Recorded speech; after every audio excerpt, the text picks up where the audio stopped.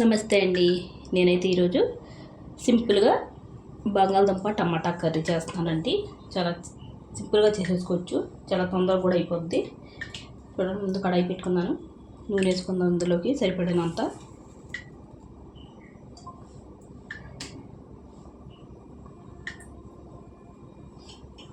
నేనైతే 30 కేజీ బంగాళదుంపలు తీసుకున్నానండి. బంగాళదుంపలకు గ్రేవీ ఎక్కువ కావాలి కదా, ఒక 3 పెద్ద సైజు ఉల్లిపాయలు తీసుకున్నానండి. ఒక 5 పచ్చిమిరపకాయలు ఇలా కట్ చేసుకున్నాను.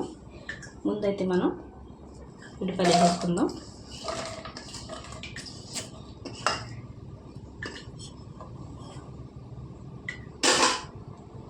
అలాగే చూడండి, బంగాళదుంపలు కోసి నీటిలో నానబెట్టుకున్నానండి, లేకపోతే నల్లగా అయిపోతాయి కదా.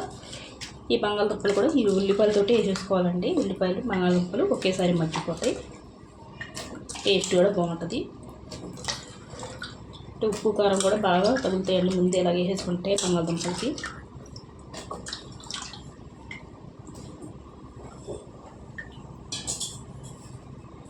రుచి తగినంత ఉప్పు వేసుకుందామండి.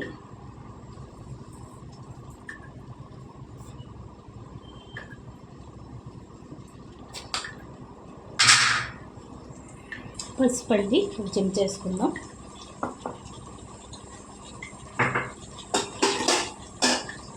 వేసి ఉప్పు పసుపు బాగా పట్టేలాగా ముక్కలకి కలుపుకుందాం.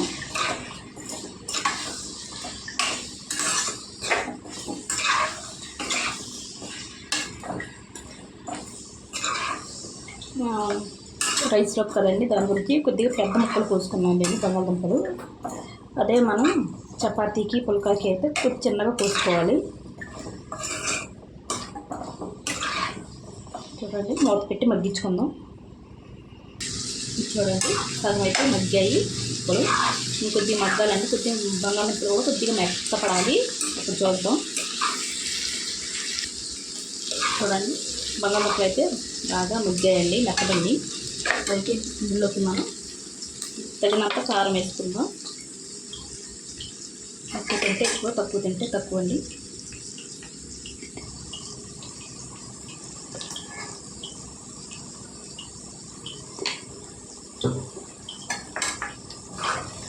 కొద్దిగా ఈ కారం అన్నది పచ్చివాసన పోవాలండి.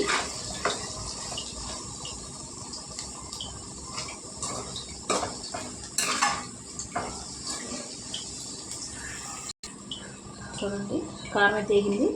పచ్చిమిరపకాయలు వేసుకుందామండి. అలాగే ఇందులోకి కొద్దిగా టమాటాలండి, పావు కేజీ వేసుకుందాం. ప్యూరీ చేసుకున్నానండి నేనైతే. టమాటా వేసుకుంటే కొద్దిగా గ్రేవీ ఉంటుంది కదండి మనం కలుపుకోవడానికి, దాని గురించి. అయితే ముక్కలు బాగా పట్టేలాగా టమాటాలు మొత్తాన్ని కట్ చేసుకుందాం.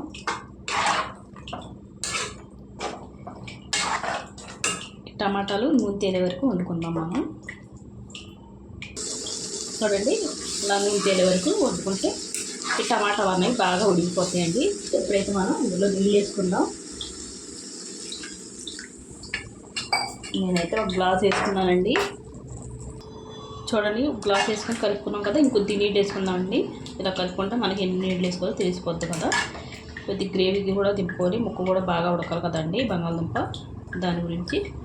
ఇంకొక పావు గ్లాస్ నీళ్ళు వేసుకుందామండి.